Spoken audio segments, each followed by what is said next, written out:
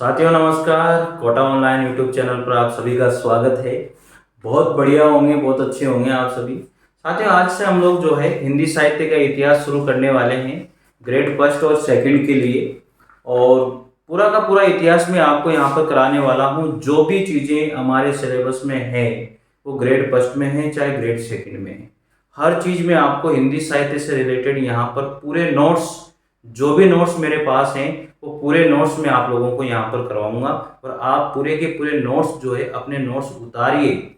मैं भी यहाँ पर पूरे नोट्स आप लोगों को लिखा रहा हूँ और आप भी नोट्स जो है अपनी कॉपी में डे 1 से ही आप लोग उतारने की कोशिश कीजिए साथियों।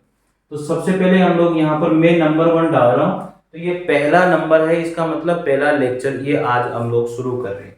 तो साथियों याद रखिएगा कि हिंदी साहित्य की इतिहास लेखन का जो वास्तविक सूत्रपात है वो कब उससे शुरू हुआ। तो याद रखिएगा हिंदी साहित्य का हिंदी साहित्य का हिंदी साहित्य का वास्तविक वास्तविक इतिहास का सूत्रपात सूत्रपात कब से शुरू होगा साथियों। याद रखने वाली बातें सारी की सारी आप लोगों को याद होनी चाहिए। कब से हुआ? 19वीं सदी से हुआ। कब से हुआ? 19वीं सदी से शुरू हुआ था साथियों। ये पूरी चीजें आप लोगों को याद रखनी है। इसके आगे बात करेंगे साहित्य इतिहास लेखन परंपरा के बीज। साहित्य इतिहास लेखन परंपरा के बीज। साहित्य इतिहास लेखन परंपरा के जो बीज हैं हमें कहां से मिलते हैं? 252 वैष्णव की वार्ता। 252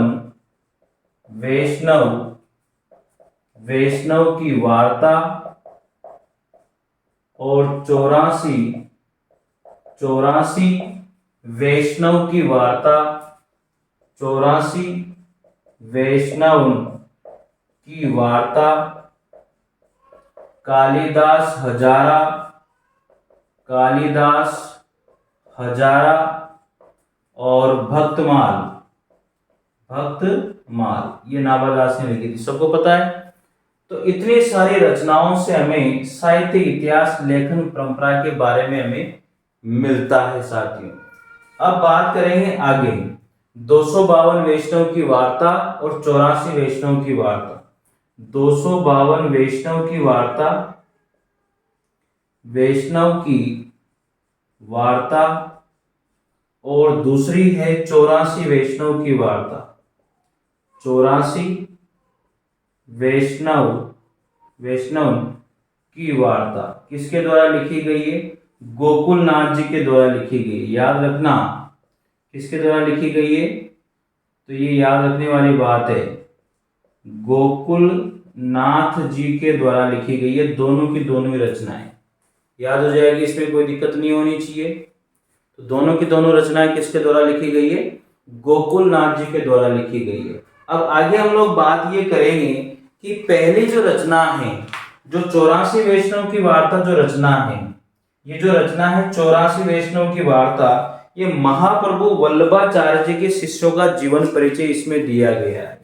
तो याद रखिएगा इसमें 84 वैष्णव की वार्ता में महाप्रभु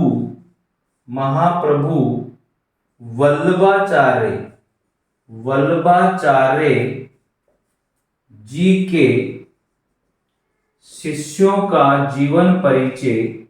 शिष्यों का जीवन परिचय दिया गया है। तो ये साथियों आप लोगों को याद हो जाएगी, कोई दिक्कत वाली बात नहीं है। जो महाप्रभु वल्लभाचार्य जी हैं उनके शिष्यों का जो है जीवन परिचय इसमें दिया गया है। किसके अंदर? 252 वैष्णव की वार्ता और 84 वैष्णव की वार्ता। तो याद हो जाएगा, कोई दिक्कत नहीं है। तो 84 वैष्णव की वार्ता में ये सारी चीजें दी गई है। इसमें 84 वैष्णव की वार्ता में महाप्रभु वल्लभाचार्य जी के शिष्यों का जीवन परिचय दिया गया है। अब अगली बात करेंगे 252 वैष्णव की वार्ता। 252 वैष्णव की वार्ता, वैष्णव की वार्ता। अब 252 वैष्णव की वार्ता किसके द्वारा लिखी गई? सबको पता है, गोकुलनाथ जी के द्वारा लिखी गई। लेकिन इसमें किसके शिष्यों का जीवन परिचय दिया गया है? इसमें याद रखना, गोस्वामी गोस्वामी विट्ठलनाथ जी। किसके? विट्ठलनाथ विट्ठलनाथ जी के विट्ठलनाथ जी के शिष्यों का जीवन वृत्त वर्णित किया गया है। याद हो जाएगी, कोई दिक्कत नहीं होनी चाहिए, याद हो जानी चाहिए कि 252 वैष्णव की वार्ता और 84 वैष्णव की वार्ता किसके द्वारा लिखी गई? गोकुलनाथ जी के द्वारा लिखी गई। अब महाप्रभु वल्लभाचार्य जी के शिष्यों का जीवन परिचय दिया गया है 84 वैष्णव की वार्ता में, और 252 वैष्णव की वार्ता में किसके शिष्यों का जीवन परिचय है? विट्ठलनाथ जी के शिष्यों का जीवन परिचय दिया गया है। याद रख लेना भाई, ये सारी बातें हो जाएगी याद। स्क्रीनशॉट ले लीजिए फटाफट, ले लिया होगा। चलिए बढ़ते हैं आगे। अब देखो, ये तो सारी चीजें लिखने वाली है, समझने वाला ऐसा कुछ नहीं है, और पढ़ने वाली चीजें हैं पूरी की पूरी। तो मेरे हिसाब से इसमें तो आपको कोई भी दिक्कत नहीं आनी चाहिए, ठीक है ना। चलिए आगे बढ़ते हैं। सारे तुम बहुत अच्छी पढ़ रहे होंगे, कोई दिक्कत वाली बात नहीं होनी चाहिए इसमें। आगे है, अब यहाँ पर मैंने आप लोगों को बताया था जो भक्तमाल है, ये भक्तमाल किसके द्वारा लिखी गई? नाभादास जी के द्वारा लिखी गई। ये डायरेक्ट याद रखना, भक्तमाल किसके द्वारा लिखी गई? नाभादास जी के द्वारा। डायरेक्ट क्वेश्चन पूछा जाता है कि भक्तमाल के राइटर कौन है, भक्तमाल के लेखक कौन है? नाभादास जी। हो जाएगा, इसमें कोई दिक्कत वाली बात नहीं होनी चाहिए। आगे बात करते हैं हिंदी साहित्य का प्रथम इतिहास। याद रखना भाई, हिंदी साहित्य का प्रथम इतिहास हिंदी साहित्य का प्रथम इतिहास। अब सबसे पहले बात करेंगे किसके बारे में? सबसे पहले नंबर किसका आएगा? ये नंबर आएगा इस्तवार द ला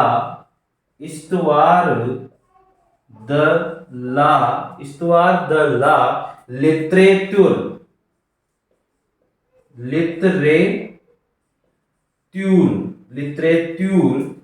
एंदुई ए हिंदुस्तानी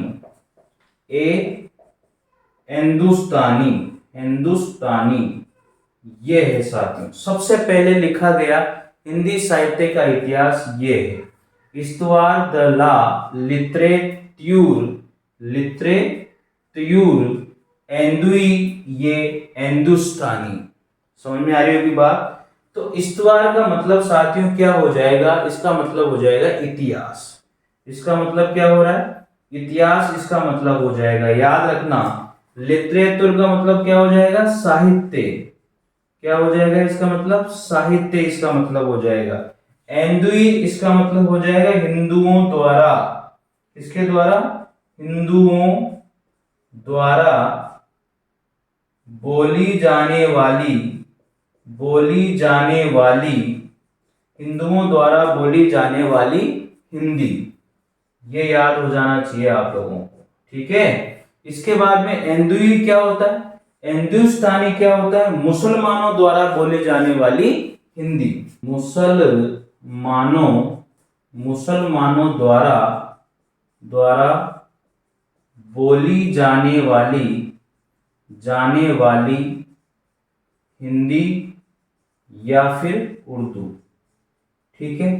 ये पूरे के पूरे अर्थ मैंने आप लोगों का इसका लिखवा दिया है।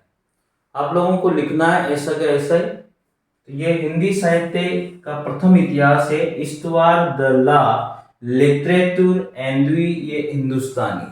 कर लोगे, इसमें कोई दिक्कत आपको नहीं होनी चाहिए। एक बार स्क्रीनशॉट ले लीजिए फटाफट जल्दी से, कोई दिक्कत इसमें नहीं आनी चाहिए। जल्दी ले लो फटाफट। चलिए आगे बढ़े अब इसके बारे में।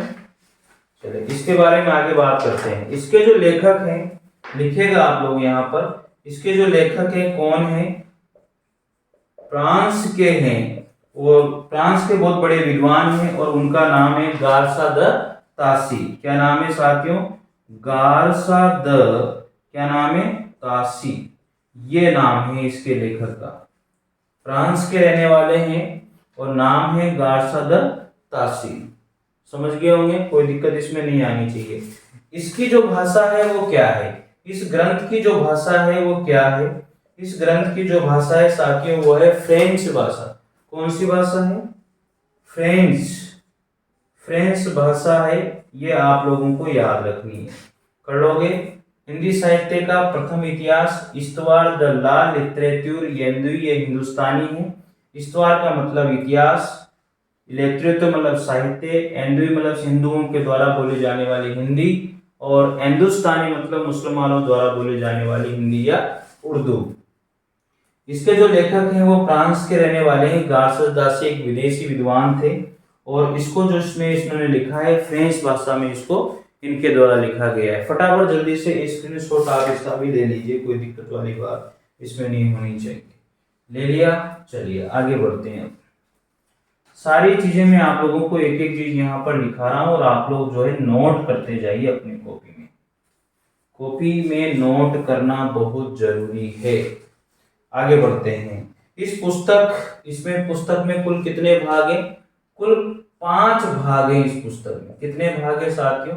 इस पुस्तक में कुल कितने भाग हैं? 5 भाग हैं। याद रखना है आप लोगों को। और 2 संस्करण हैं। क्या है? 2 संस्करण हैं। कितने संस्करण हैं? 2 संस्करण हैं। 5 तो भाग हैं और 2 संस्करण हैं। याद हो जाना चाहिए साथियों आप लोगों को ये। ठीक है, कितने भाग हैं, कितने क्या है। तो सबसे पहले बात करेंगे प्रथम संस्करण की। किसकी? प्रथम संस्करण की बात हम लोग कर रहे हैं।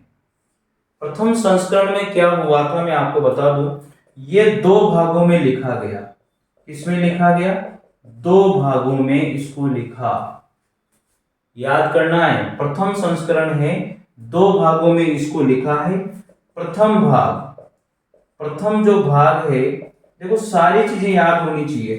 प्रथम भाग है वो 1889 में लिखा गया, और दूसरा जो द्वितीय भाग है, जो द्वितीय भाग है वो कब लिखा गया साथियों? जो द्वितीय भाग है 1847 ईस्वी में लिखा गया। तो याद हो जाएगा, प्रथम संस्करण 2 भागों में लिखा गया। प्रथम भाग 1889 में और द्वितीय भाग 1847 में लिखा गया। ये सारी चीजें याद करनी है आप लोगों को, ठीक है ना। अब दूसरी बात करते हैं, द्वितीय संस्करण। कौन सा संस्करण है? द्वितीय संस्करण है। द्वितीय जो संस्करण है वो कैसे लिखा गया? ये 3 भागों में लिखा गया। कितने भागों में? 3 भागों में इसको लिखा गया। 3 भागों में इसको लिखा गया, याद रखना है। तो सबसे पहले बात करेंगे, इसमें है प्रथम और व द्वितीय। प्रथम और जो द्वितीय भाग है ये कब लिखा गया? जो द्वितीय भाग है ये कब लिखा गया? 1870 ईस्वी में लिखा गया। हो जाएगा यार। दूसरी बात करते हैं, जो तृतीय भाग है, जो तृतीय भाग है वो कब लिखा गया? 1871 में लिखा गया। देखो इसको समझ लो, 5 भाग थे और 2 संस्करण थे। याद रखने वाली बात है, प्रथम संस्करण जो है 2 भागों में लिखा गया, प्रथम और द्वितीय भाग। तो प्रथम संस्करण तो कितने कितने संस्करण है? 2 संस्करण है। तो प्रथम संस्करण जो लिखा गया वो 2 भागों में, पहला और दूसरा भाग इसके अंतर्गत आ जाता है। तो प्रथम भाग 1889 में और द्वितीय भाग है 1847 में लिखा गया जी। अब द्वितीय संस्करण वाली बात हम लोग करते हैं। मतलब यार जबरदस्त बात है, ये कुछ भी लिख देते हैं, कुछ भी अब पढ़ लेते हो, हमें पढ़ रहा है ना यार, समस्या ही समस्या है। मतलब जो देखो आप, ये समस्या है वो समस्या, मतलब क्या है यार, कुछ भी लिख गए, पढ़ना पड़ रहा है।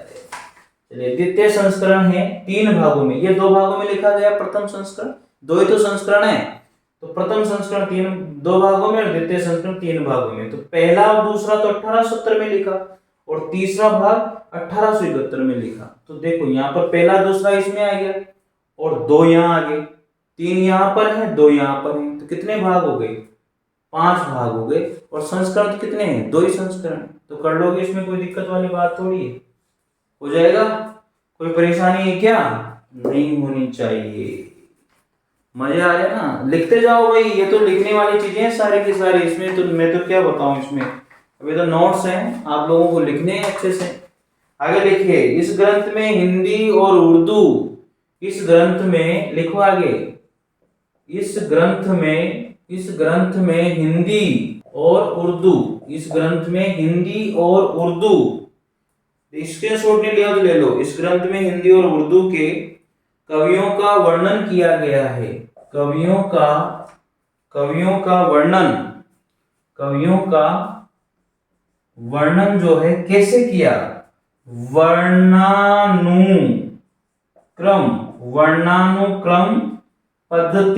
वर्णानुक्रम पद्धति से या फिर अकारादिक पद्धति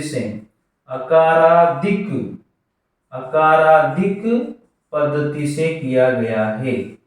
ये याद रखना, कौन सी पद्धतियां हैं इसमें? वर्णानुक्रम पद्धति है या अकारादिक पद्धति है, ये चीज आप लोगों को याद। वर्णानुक्रम पद्धति का मतलब ये होता है जो अंग्रेजी वर्णमाला है उसके अक्षरों के अनुसार इसमें प्रयोग किया गया है। समझ में आ गई होगी बात। चलिए आगे बढ़ते हैं हम लोग इसमें। इस ग्रंथ के हिंदी संबंधी अंश का अनुवाद, इस ग्रंथ के हिंदी संबंधी अंश का हिंदी अनुवाद किसके द्वारा किया गया? याद रख लेना, बता रहा हूं, 1953 में किया था। किसके द्वारा? डॉक्टर लक्ष्मी सागर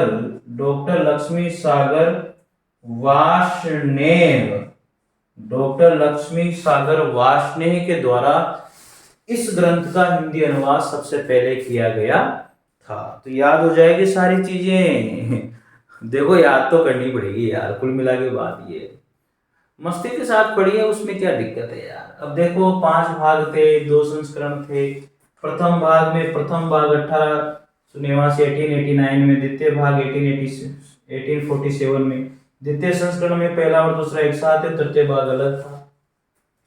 इसमें हिंदी और उर्दू के कवियों का वर्णन किया गया था, और हिंदी और उर्दू के कवियों का जो वर्णन है वो वर्णानुक्रम या फिर अकारादिक पद्धति के अनुसार किया गया था।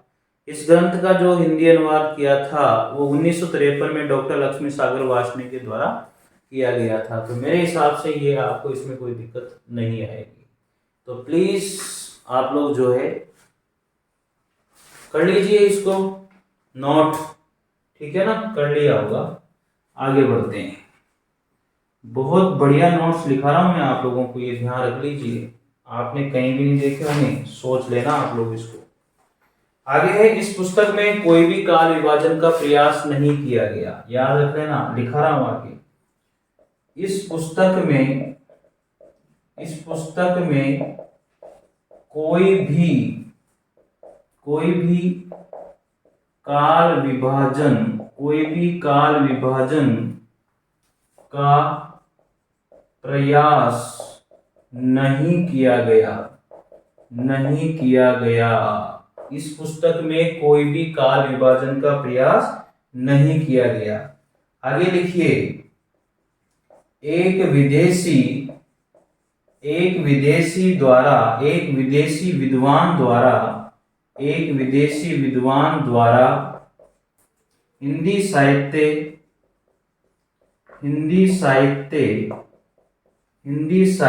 का इतिहास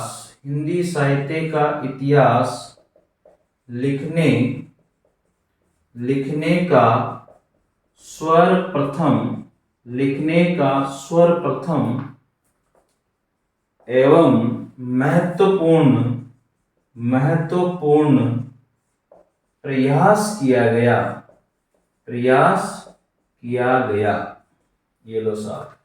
तो इस पुस्तक में कोई भी काल विभाजन का प्रयास नहीं हुआ है, और एक विदेशी विद्वान के द्वारा हिंदी साहित्य लिखने का जो सर्वप्रथम और महत्वपूर्ण प्रयास किया गया, जो विदेशी राइटर रहा है। सबसे पहली बात और सबसे महत्वपूर्ण बात यही रही। ठीक है, मस्त रहो यार, पढ़ते रहो, उसमें कोई दिक्कत वाली बात नहीं है। देखो नोट्स तो उतारने पड़ेंगे और बार बार रिवाइज करनी पड़ेंगी, ये तो इसमें तो कुछ भी ऐसा है नहीं। केवल मैं आप लोगों के लिए अच्छे नोट्स निकाल करके आपको दे सकता हूँ, बाकी तो पढ़ना तो आपको ही। ठीक है, चलिए इसमें और बात करते हैं। मुख्य बात जो आपको मिलेगी नहीं कहीं भी, इस ग्रंथ में शामिल प्रथम कवि, इस ग्रंथ में शामिल प्रथम कवि का नाम क्या नाम था? अंगद। याद रखना भाई, प्रथम कवि का नाम अंगद तथा अंतिम कवि का नाम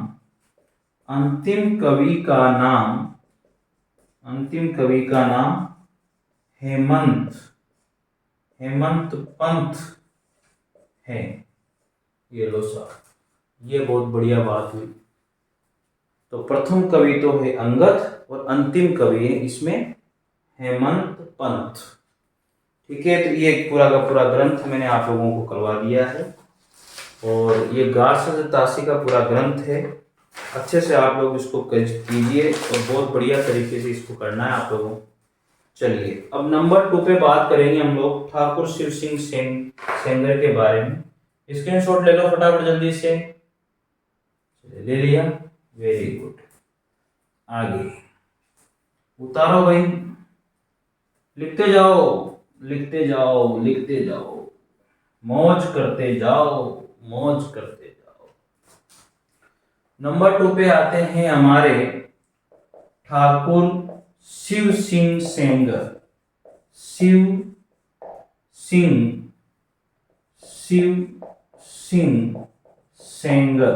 कौन आते हैं? ठाकुर शिव सिंह सेंगर आते हैं सब। बहुत बढ़िया बात है, आप लोगों को याद भी हो रहा होगा। देखो याद तो करना पड़ेगा। अब इनकी जो रचना रही है उसका नाम क्या है? शिव सिंह सरोज। क्या नाम है? शिव सिंह सरोज। ये इनकी रचना का नाम है। याद हो जाएगा क्या? कोई दिक्कत वाली बात तो नहीं है। शिव सिंह सरोज हो गया। नंबर 2 पे बात करेंगे इसका जो प्रकाशन वर्ष है, प्रकाशन जो वर्ष है वो कब है? प्रकाशन वर्ष है 1883 ईस्वी में। ठीक है, और इसके जो द्वितीय संस्करण है, ये तो था द्वितीय संस्करण रहा है। ठीक है, और प्रथम संस्करण का कब हुआ? प्रथम संस्करण का 1878 ईस्वी में हुआ है। तो याद हो जाना चाहिए। प्रकाशन वर्ष द्वितीय संस्करण का 1883 में और प्रथम संस्करण का 1878 में हो गया था। हो जाएगी सारी बातें याद। प्रकाशन कहां से हुआ? जो प्रकाशन किया गया इसको कहां से किया गया? नवल किशोर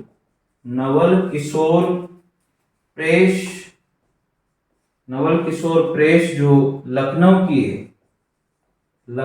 की है, ये यूपी के अंदर, वहां से इसको प्रकाशित किया गया। नवल किशोर प्रेस से इसको प्रकाशित किया गया। आगे बात करते हैं हिंदी साहित्य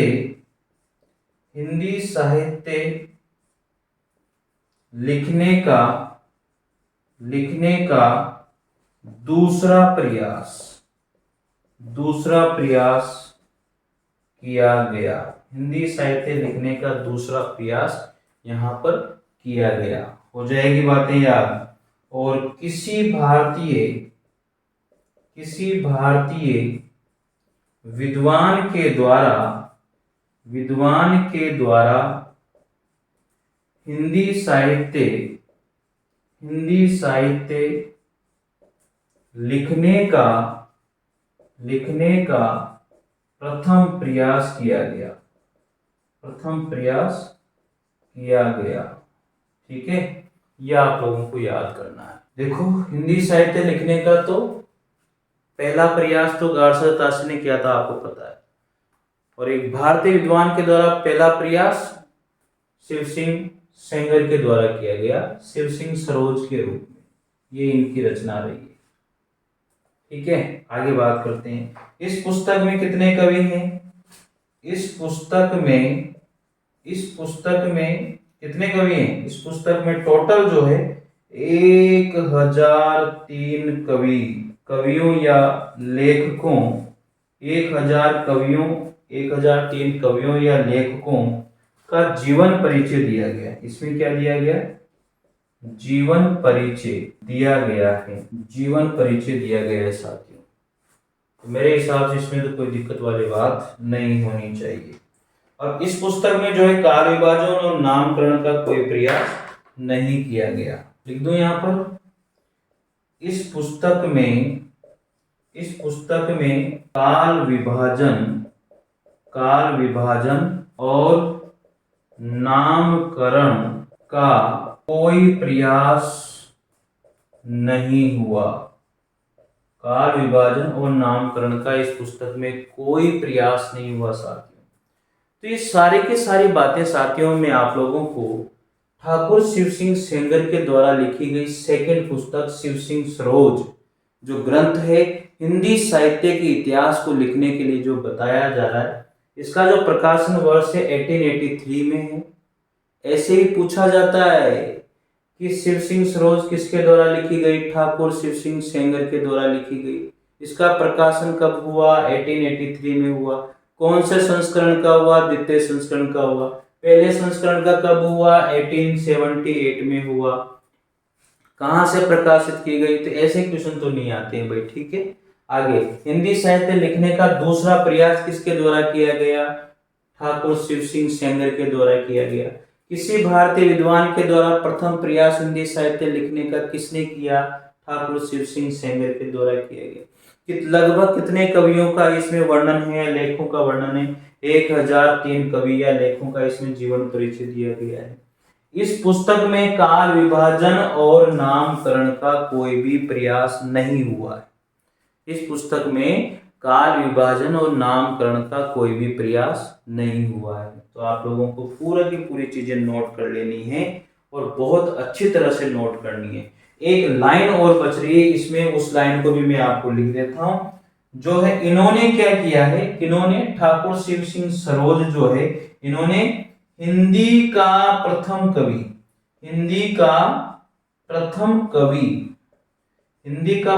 कवि इनके द्वारा किसको माना गया? पुष्य पुंड को। किसको माना? पुष्य या फिर पुंड, ये के नाम है ये, पुष्य या पुंड या पुष्पदंत, ठीक है ना, एक नाम है ये पुष्पदंत। ये पहला कवि माना था। किसके द्वारा माना गया था? ठाकुर शिव सिंह के द्वारा पहला कवि माना गया था। तो ये ठाकुर शिव सिंह सरोज के द्वारा लिखी गई, ठाकुर शिव सिंह सेंगर के द्वारा लिखी गई शिव सिंह सरोज। और ये पूरी की पूरी जानकारी इसके बारे में मैंने आपको दी है। तो साथियों, आज दो ग्रंथों के बारे में हम लोगों ने पढ़ा है। अगला ग्रंथ भी मैं आप लोगों के लिए जल्दी से लेकर के आऊंगा। आप लोग स्क्रीनशॉट ले लीजिए फटाफट जल्दी से, ठीक है। तो ले लिया होगा। चलिए मिलते हैं साथियों फिर अगले लेक्चर के साथ, सेकंड नंबर लेक्चर के साथ, ठीक है। तब तक के लिए जय हिंद, जय भारत। आप लोगों को बहुत बढ़िया लग रहा होगा। अगर अच्छा लगे तो जरूर कमेंट करना कि सर आप लोग पढ़ाते रहिए, ऐसा हम लोग लिखते रहेंगे और कंटिन्यू क्लासेज आप डालते रहिए, कंटिन्यू क्लासेज हम करते रहेंगे। ये अगर आप लोगों को अच्छा लगा है तो आप कमेंट करके जरूर मुझे बताइए ताकि मैं इसको कंटिन्यू करूँ।